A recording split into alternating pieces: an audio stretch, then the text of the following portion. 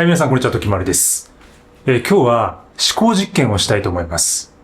エクストリームミニマリストの15個の持ち物っていうことで、ちょっとですね、AI を使ってエクストリームミニマリストの持ち物について考えていきたいと思っています。で、極限まで物を減らしたい方、なかなかいないと思いますけど、はい、エクストリームミニマリストでなかなか物が減らせないっていう方ね、最後まで見ていただけると減らし方のインスピレーションが得られるんじゃないかなと思います。で、具体的にどういうことをしたかというと、今回ですね、今話題の AI ありますね、チャット GPT。オープン AI が作ってる AI に対して、まずですね、エクストリームミニマリストたちのサンプルデータを与えます。で、これちょっとこの後ゆっくり紹介していくんですけど、私が、結構エクストリームだなって思う人がいるんですよね。その人たちの実際の持ち物の数、そしてどういうアイテムを持っているのかっていうものを、すべて AI にデータとしてまず食わせます。で、その後で、時丸田中の持ち物ですね。で、これ今現在65個あるんですけど、65個あるものを全部も読み込ませます、AI に。で、自分の持ち物リストはノートの方で更新をしていて、半年に1回ぐらい更新してるんで、で、実は今日ですね、新たにその今年バージョン更新しましたので、興味ある方はそちらをぜひご覧ください。そこに全部自分の持ち物が今65個なんですけど、それを掲載しています。で、それを自分の持ち物を AI に食わせて、で、そしてそのエクストリームミニマリストの人たちのものと照合させて、じゃあ、一番最小限に暮らせる持ち物は何かっていうものをですね、15個ラインナップしてもらいました。これ結構面白い実験結果になってます。で、ご注意なんですけど、なかなかいないと思いますけど、すべて真に受けてですね、このデータを元にして15個に本当に物を減らして暮らすのはくれぐれもやめてくださいね。結構命の危険に関わるレベルまで減らすことになるので、これは完全にその思考実験、あるいは冗談だと捉えて行ってください。インスピレーションというかネタとしてですね、捉えてもらえると嬉しいです。でも実際に私がやっている方法を使うことによって、それぞれにカスタマイズした持ち物リスト、自分に最適な持ち物っていうものを AI によって導き出すことができますので、ぜひですね、同じように試してみてください。多分人によっていろんな結果が出ると思います。それでは参りましょう。で、今ね、ここにこういう風にあります。こんな感じで、結局ね、このようなラインナップになったんですよ。15個っていうね。で、それ後ほど紹介するとして、で、まず自分がどういう風な指示を与えたか。で、使っているものは、チャット GPT の O1 という一番最新の推論モデルです。で、これは今まで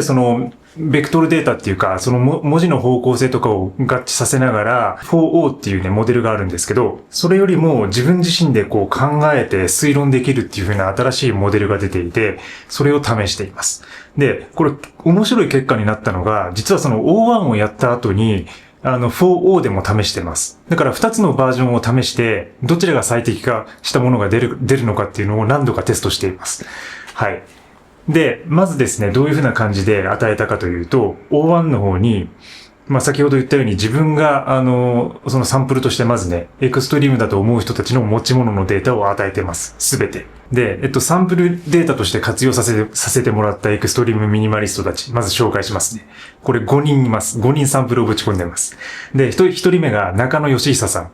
はい。寺田倉庫の再建をしたりとか、いろんな企業の顧問やったりとか、ものすごい有名な経営者でもあるんですけど、でもものすごく物が少なくて、で、この人は10個ですね、実際ね。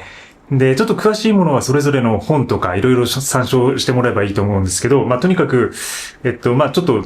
軽く挙げると、下着、靴下、iPad、家の鍵、メガネ、携帯電話、財布、手帳、パスポート、で、バッグっていうね、この中野さんは10個です、持ち物が。で、この方の特徴っていうのは、海外旅行に出るときもこういう風なもののスタイルで移動をしていて、で、現地で全て服は調達するっていうスタイルです。だから、服がほとんど含まれていません。下着と靴下だけですね。で、持ち物10個っていう、これかなりエクストリームミニマリストですね。で、続いて2人目のデータとして参照したのは、クレイグですね。僕が言ってる Life According to Craig っていう YouTube チャンネルを、運営していたアメリカ人のエクストリームミニマリスト。この人は18個ですね。結構増減はするんですけど、基本的に18個のアイテムで暮らしています。で、そのアイテムのデータを全部入れています。それから3人目は、徳野さんですね。これご存知の方多いと思います。で、僕はまだお会いしたことないんですけども、徳野さんかなり持ち物が少ないことで、多分日本のミニマリストの人たちだったら大体知ってると思うんですけど、徳野さんの持ち物紹介の動画で紹介されている25個のアイテム。ボストンバッグとかね、折りたたみ傘とか、イヤフォンとかあるんですけど、そういうものすべて25個データとして入れてます。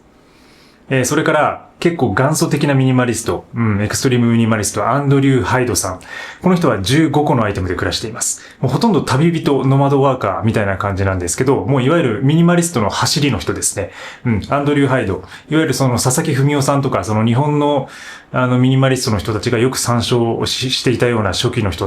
で、この人もものすごく少ない15個のアイテムで暮らしています。この人のデータを入れています。で、もう一人は、ロブ・グリーンフィールドさん。これも僕がロブニーとね、勝手に呼ばせてもらっていて、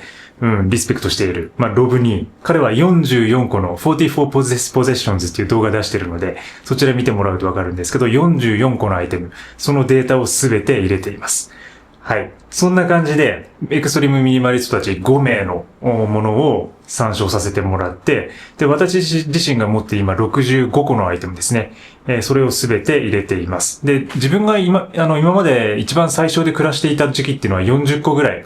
で生活してた時もあるんですけど、私の道具選びのテーマとしては、やっぱりそのクリエイティブ、まずこの YouTube の撮影とか、あるいは本を書いたり執筆ができたりとか、写真とか映像制作ができるっていうのが一つ。それからアウトドア、サバイバルですね。はい。山を登ったり、ハイキングしたりとか、で、外で転泊したりとか。なのでそのサバイバル系のアイテム、アウトドア系のアイテムがあるっていうこと。それに組み合わせてエクストリームミニマリズムのスタイルを作っているので、結構ね、今まで上げた人たちに比べると、やっぱりね、道具ってどうしても増えてしまいます。一番近いのはロブ・グリーンフィールドさんだと思うんですけど、結構アウトドアのスタイルをベースにしてるっていう意味ではね、それでもやっぱりどうしても増えてしまうんで、じゃあその中でどういう風に AI が考えるのかってことなんですよ。これが面白いんです。はい。そしてまず出てきた回答が、以下の回答でね、まず極限状態でも生きていける、サバイバル状態に耐えられる。で、YouTube 活動とか執筆などのクリエイティブ活動が行える。で、アウトドアとかハイキング、テント泊などを想定した装備である。で、エクストリームミニマリストとしてできるだけアイテムの数を少なくするっていうテーマで選んでます。で、エクストリームミニマリストの定義っていうのは何かというと、その定義付けもしてもらったんですけど、まず一つ目は、生きるために必要最低限のものを持つ人。これですね。衣食住、プラス衛生用品、プラス移動や連絡手段みたいな。最低限のもので生きる人たちのことを言います。で、自分の活動目的。創作活動とかアウトドアとか、これ人によっていろんな活動をされていると思うんですけど、その活動を支える道具が激戦されているっていうこと。自分の場合はヨガも入ってくるんですけどね。そういうものが入っていると。で、3つ目は、個々のアイテムを複数用途で使い回して、で、重複する道具は極力排除していくってこと。だから、一つのものを多用途に使えるアイテムが多く含まれているってこと。そういうところが、エクストリームミニマリストの定義としてまず挙げられています。で、その後で、今僕が挙げたサンプルとして挙げた方々の分析をね、一言で書いてくれてるんですが、これが結構面白い。まずね、中野義久さん。この10個で暮らす人は、必要最低限で都市生活を回す。衣類は下着、靴下程度。仕事用のデバイスは iPad のみ。極度に都会型、日常型のミニマルっていうことです。はい。これもまさに当たってますね。はい。で、それからクレイグ。この人18個で暮らすクレイグなんですけど、彼は、PC やバックパック、必要最低限の衣類、靴、小物ケアグッズで構成されている。PC 作業が必須、プラスアウトドア、プラスアクティブ寄りでもあるって書いてる。これも当たってますね。クレイグはものすごく毎日散歩して、本当に10マイルとか15マイル1日で歩くような。で、靴をすり減らして3ヶ月に1回変えるような人なので、そういうエクストリームミニマリストなので、かなりアウトドア、プラスアクティブでもあるってこと。はい。で、徳野さん25個なんですけど、徳野さんに対してはですね、通常の PC 作業、移動、衛生系に加えて折りたたみ傘とか事務用のキー、印鑑など日本社会で必要アイテムを所持している。国内移動プラス事務利用プラス PC 作業っていうことに特徴があるっていう。これも当たってますよね。多分その時ジムに行かれていたので多分そういうラインナップになってるとは思うんですけど、そういう風に分析しています。で、アンドリュー・ハイドさん。はい。この15個の持ち物で暮らすアンドリューに対しては、かなり少ないが iPhone、コンデジ、iPad を持ち歩き、ブログ発信を継続している。で、サンダルや短パン主体で衣類は最低限。旅人やフリーランス型のスタイルっていう風に定義しています。これも当たってますね、かなりね。ブログ発信。で、なんかキャノンだったかな。キャノンの小さなコンデジ持ってるんですよね、この人。で、ずっとブログを発信していて、で、旅人であり、フリーランス型のスタイルを貫いているってこと。当たってますね。はい。で、それからロブ・グリーンフィールドさん。44個のアイテムで暮らすロブ2に対しては、サバイバル、環境配慮、ナチュラル素材やリフィル対応に重点。自然派、エコロジーよりの極限スタイルを追求した装備が多い。服に関しては気候対応でやや多め、13個。調理道具、リフィル用ボトル、エッセンシャルオイルなど自給自足、環境配慮要素が特徴である。これも当たってますね、ものすごくね。そう、ロブニーは環境活動家でもあるので、この人かなりそのエコロジーとか、自然に配慮しているものとか、で、天然素材しか使わないんですよね。で、最近とかもうなんか靴とかまで自作していて、自分のシューズですね。それを自作したりしていて、ものすごく環境配慮型、エコロジー型のミニマリストなので、そういうふうな分析をしていると。ということで、そんな感じで、エクストリームミニマリストたちの分析が終わって、で、時丸さんの特徴ということで、これは自分のその持ち物から分析されることなんですけど、まずアウトドアとかサバイバルをするための道具が多い。テントとかクッカーとか、水のフィルターとかね。で、二つ目は YouTube 撮影とか動画作成、写真とか執筆活動、文章編集のための、最低限の PC、カメラ、マイク、スマホみたいなものがある。で、三つ目の特徴としてはヨガの練習。ヨガマットを使うか検討って書かれてますね。で、四つ目は普段の生活必需品、衣類や衛生用品、財布、ID などを最小限持っている。で、移動の荷物はワンバッグ、イコールリュック、スタイルで完結しているっていうことです。これが自分の持ち物から言われる特徴ってこと。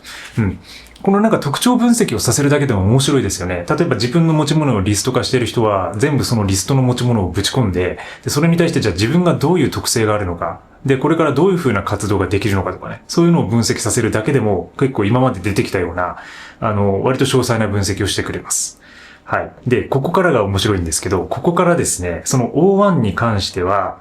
で、自分のその持ち物、じゃあ、いよいよリストで出そうってなった時に、15アイテムで構成はできるんだけど、なんかね、セットにされたんですよ、全部。多分、衣類セットみたいな感じで、全部ワンセット。で、クリエイティブセットみたいなものにカメラとかマイクを全部入れて、それで算出されたので、それだと結構さ、フェアじゃないというかね、他の今までのエクストリームミニマリストたちのデータとはちょっと違う感じになるので、結局ね、トータル40個ぐらいになったんですよ。そう、40個ぐらいになったので、結局ね、その後、O1 ではなくて、4O の方で解析をさせました。だから多分 O1 っていうのは推論モデルなので、結構その最適化していくっていうか、やっぱその考える力が強いんで、セットでまとめちゃって数を少なく見せましょうみたいな。でもエクストリームミニマリストの人たちは大体そういう風な計算方法とか数のカウントの仕方をしてるんですけど、で、僕自身も結構ある程度まとめたりはしてるんですけど、それだとちょっと厳密ではないんで、今度それを 4O の方にまた入れ替えて、で、そこでちょっと何度かね、トレーニングみたいな感じでして出したものが、今回、出てきた15アイテムになります。はい。で、それで、自分自身はやっぱりその、撮影機材とかハイキング系のアイテムがあるので、どうしても、その15個みたいな極限の状態にはできないんですよね。そのアンドリューとか中野義久さんみたいな数には今のところできないので、だから自分の道具はそんなに考慮せずに、ではそのエクストリームミニマリストとしての最低限のラインナップみたいなものを、その与えたデータ、5人のデータを分析してから算出してくれっていう風な感じで与えてます。そして出てきたものがこの究極の15個のリストになります。で、やっぱり、条件、エクストリームミニマリストのスタイルとしてはまず生命維持に必要であると。衣食住を最低限満たす。まあ、生命維持ができるっていうこと。で、多機能性があるってこと。一つのアイテムで複数の用途を持っているものが多いっていうこと。それから汎用性がある。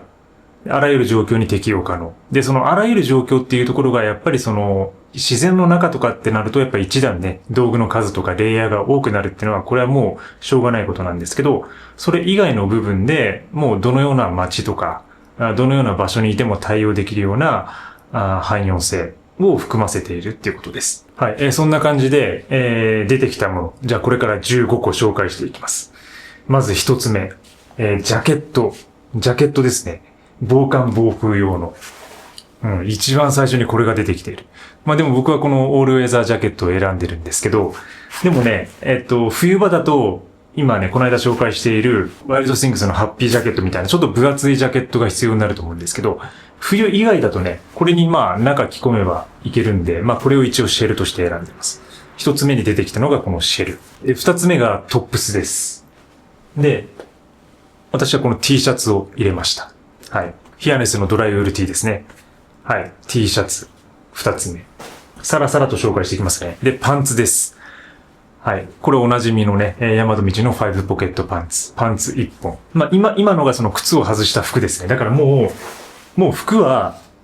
もう上着1着、で、ジャケット1着、で、パンツ1本みたいな、もう本当に、それくらいになるってことです。だから、なんか結局、まあ、アンドリューのスタイルになっちゃうんですけど、結果的にはまあそういう風になっちゃったんですけど、だからもう本当に旅のスタイルってことですね。一番最小限のものは旅のスタイルであるってこと。だからまあ選択が増えちゃうってことですね。結局ね、エクストリームミニマリストであるってことは。どうしても物少ないんで、もう毎日選択しなきゃいけない。でその選択する間は何を着るかみたいな問題が出てくるんですけど、まあホテルとかだったら、ああいう風なガウンとか、とりあえず羽織っとけばいいですけどね。そんな感じで服がまずね、上が3つ。で、4つ目が靴です。はい。で、靴で、このね、もうだいぶ古くなったビボベアフットのプライマストレイルニットが一つ。これがあれば、自分の場合は山も行けて、ランニングもできて、日常生活もこれで兼ねられるんで、靴は一つで OK。で、本当はまあ、サンダルとか足したいところなんだけど、サンダルを足すと、やっぱどうしても一つ増えちゃうんで、本当に究極なミニマルスタイルを保ちたいのであれば、サンダルはなしの方がいいっていう風な結果が出ましたね。だから靴1個でいった方がミニマルであるっていうことです。はい。それから5つ目。5つ目は、下着セットですね。まあこれに下着セットっていう形で、じゃあ靴下も足してワンセットにしてもいいみたいなことを書いてたんですけど、なんでまあ、下着が一組ずつとにかくあるってこと。で、これは結構意外でしたね。なんか、例えば徳野さんとか、多分靴下とか履かないようなスタイルの人たち。で、クレイグとかに関しても、アンダーウェアは履かないような、エクストリームミニマリストが多い中で、やっぱり AI 的な分析では最低限の衛生を確保するという意味でね、一応下着っていう風なラインナップが入ってきました。衛生用品系に入るんですけど、6つ目は歯ブラシセット。これはもうね、サンプルに与えたエクストリームの方々ほぼ全員が持ってますね。やっぱり歯ブラシってのはもう必須ですよね、これはね、本当に。で、なんかこういう風な、まあ僕はよくホテルとかにあるような歯磨きセットのこの、なんか最近こうついてるチューブだけね、もらってくるんですけど、で、これをこうコンパクトに持ち歩くみたいなことをやったりしてます。AI の分析的にはこれはワンセットで、歯磨きセットとして1カウントになってますね。1カウントで計算されてます。はい、それから7個目がミニマルな石鹸。まあ、いわゆるソープですね。はい。ソープがラインナップされました。でね、これ私はこれもらい物で自分が買ってなくてちょっとギフトでいただいたものなんですけど、結構ちっちゃくて、イソップのボディクレンザーってやつです。で、これまでは割とドクターブロナーとかのね、いわゆるいろんな用途に使えるような洗剤ってのを持ってたりもしてますね。だから、これなくなったらちょっとそういう風なちっちゃいドクターブロナーみたいな多用途な洗剤を入れてもいいかなと思ってるんですけど、体も洗えるし、手も洗えるし、顔も洗えるみたいな感じで、そういう風な小さな石鹸みたいなものを一つラインナップしています。はい、それからアイテム8つ目なんですけど、8つ目はですね、これがラインナップされました。フィンガーネイルクリッパー。爪切りです。はい。これはね、結構、理想というか、僕でも選ぶだろうなっていう感じですね。で、他にも、例えば僕が持ってる衛生用品系だと、耳かきとか、耳栓とかね、例えばそういうものを持っているんですけど、やっぱそれよりも何よりも、爪切りは大体できないだろうみたいな感じで、爪切りを AI は入れてきましたね。はい。衛生用品の3つ目。爪切り。これはやっぱりなかなか必須アイテムであるということです。はい。それから9つ目。9個目は、これになりますね。はい。スマートフォン。まあもう多用途に使えるアイテムの代表ですよね。まあ地図も見れますし、もう連絡もこれだけで済みますし、で、この中にはカメラのラインナップが入っていないので、もうこれ一つで、動画、写真、そして YouTube の撮影、あと執筆とかね、ノート書いたりとか、そういうものもすべてやるような計算で、これが選ばれています。スマートフォン、定番ですね。これがあることによってかなり物が減らせるというね、ことがやっぱり起きてますよね。はい。で、10個目なんですけど、10個目は充電ケーブル&バッテリーです。はい。これもなんかこう微妙でね、ちょっと2つで1つじゃないかみたいなね、ちょっとなんかズルしてる感じ出てますけど、でもね、これはプラグ一体型なので、いわゆる。で、USB の C のタイプが繋がるタイプなんで、なんというかな、よくあるような、この先に iPhone の100V の電源ソケットがついてるじゃないですか、普通はね。だからそれがまあこれになったと思えば、まあこれで一つの充電セット、充電ケーブル、充電器みたいな感じで扱えるのかなとは思いますね。はい。で、やっぱりまあ必須ですよね、これはね。ケーブルがないと、iPhone 充電できないし、イヤホンも充電できないってことになるので。で、これはね、結構重宝してますね。ものすごく。だから本当にもう、この2つだけで本当に僕自身も旅することは多くて。で、この間とかもこれだけで行ってきてるんですけど、2つ差し込み口があるので、まあ一つは iPhone を充電して、もう一つはカメラ。この今使ってるソニーのカメラを充電するみたいな感じで、夜はそれでですね、充電すればまあ一気に完了するっていう風な感じで、ものすごく使い勝手がいいです。はい。ということでこれが選ばれています。はい。11個目。11個目はですね、これですね。イヤフォンというラインナップが入っています。で、まあ僕の場合は AirPods Pro になるんですけど、まあこれはまあ何でもいいと思いますね。で、Bluetooth じゃないようなものであれば、ケーブルのものであれば充電が不要になったりするし、で、確かね、クレイグとかは割とこれから、こっちに乗り換えてたりもしてたと思うんですよね。だからワイヤレスじゃない方が意外と使い勝手が良かったりするのかもしれないです。最近価格も上がってるしね。まあでもとにかくやっぱりでも音楽を聴いたりとか、ポッドキャスト聴いたりとか、やっぱこれがあるだけでかなり QOL 上がるんで、移動中とか旅のね、途中とかもこれは必須だと思うので、やっぱりこれをね、入れてきてるのはさすがだなと思いましたね。はい。それから12個目なんですけど、12個目は財布になっています。はい。で、まあ僕の場合はこれにちょっとまあ ID とか、その免許証とかもちょっと入れて、まあそういう風な財布セットとしての運用には多分なるとは思うんですけど、まあこれはまあどうしても極限に少なくてもなかなかまあ現金っていうのは手放すことができないかなっていう感じなんでしょうね。もう少し時代が進んだらもしかしたらこれはラインナップからなくなる可能性もありますけど、まあ現金というものがある限りは、これはちょっと必要になってくるのかなと思います。はい。それから13個目、14個目。ペンとノート。これ意外でしたね、結構ね。まさかね、これをラインナップに加えてくるとはね、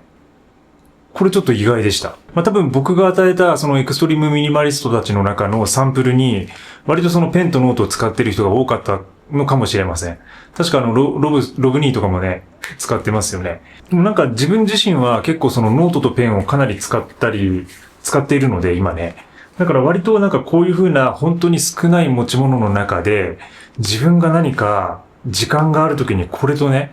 ペンとノートだけでなんか思考ができたりとかね。で、ちょっと、ポッドキャストの台本書いたりとか、で、まあなんかイラスト書いたりとか、あとはなんかこう、ダイイングメッセージじゃないけど、なんかこう、パパって書いてね、誰かに渡したりとか、なんかそういう風な使い方もできるんで、やっぱりそのスマホとは違った、なんか物質のね、の紙とペンの良さっていうのはかなりいいと思いますね。で、結構東南アジアとか僕ずっと旅してて思うのが、やっぱりその海外だと余計にその紙とペンって貴重になるんですよね。なかなか日本みたいにコンビニとかでサクって売ってないような場所とかよくあるんですよ。あと飛行機の中で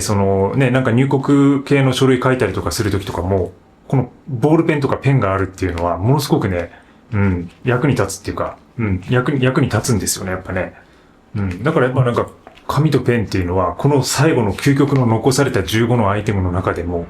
割と輝いてくるのかなとは思いますね。ただ、この2つを手放すことによってもう2つ何かアイテムを入れられるっていうふうに考えてしまうと、ちょっと考えてしまうところはあるかもしれない。このスマホだけで、そのデジタル系のメモだけで、にして、この2つを手放すことによって他に2つなのね、なんか生活に快適なアイテムが入れられるのだとしたら、そっちを選ぶのかもしれないけどね。だからそれはやっぱり人の特性にもよるのかもしれないし、書くっていうことが重要である人にとっては、これは結構外せないのかなと思います。で、AI がこれを含めてきたっていうことが結構興味深いことではあります。はい。で、14個紹介してきました。で、最後が、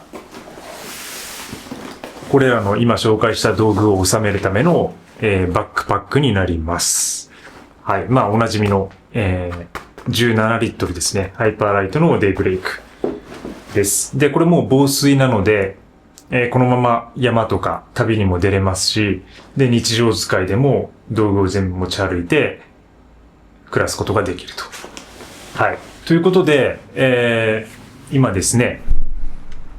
はい。ということで、紹介してきたもの、こちらのね、15アイテムという風なラインナップになります。はい。ということで、物が少ない人、少ないもので暮らしたい人、何かもう少し新たなインスピレーションを得たい人、ぜひね、AI 試してみてはいかがでしょうか。それによって自分の持ち物をより最適化できるかもしれません。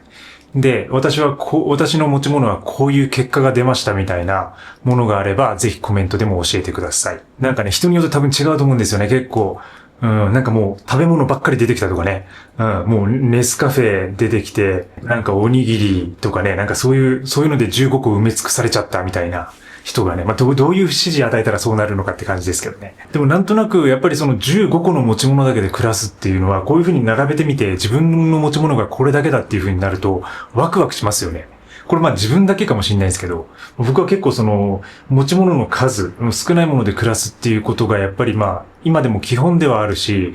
で、全然それが飽きない行為であるので、やっぱりどういう風なもので暮らすかなっていうことを考えると結構ワクワクしてきます。で、それが今は65個のラインナップなんですけど、もしかしたら今後ね、またさらに減ってくるかもしれないし、で、また何かの趣味とかが増えるかもしれないし。しかし、もう100個以下になってかなり経つので、多分100個以上物を持つことは今後の人生でないかなとは思ってますね。だからなんかそう考えたら結構ワクワクしませんか？皆さんもその100個以下。100個以下の持ち物で何を自分が選ぶかっていうこと。もうそれは本当に人によって個性が出ると思うので、その100個って決めてね、100個以上は持たないっていうふうに決めて、で、自分に必要な100個のものを選んでいくっていう作業は結構ワクワクすることだと思いますよ。で、それだけでこの先の人生生きられるって思えば、今私その買わないチャレンジ2025年をやってるんですけど、それ以上物を買わなくていいというふうな考えに至ればね、別にそんなお金を使う必要もないし、お金を稼ぐ必要もないかもしれないし。なのでぜひ皆さんも物の数を数えて、あるいは AI にちょっとプロンプト入れて、算出させてみてはいかがでしょうか。今日もミニマリズムの実験にお付き合いいただきありがとうございます。それではまた次回の放送で。バイバイ。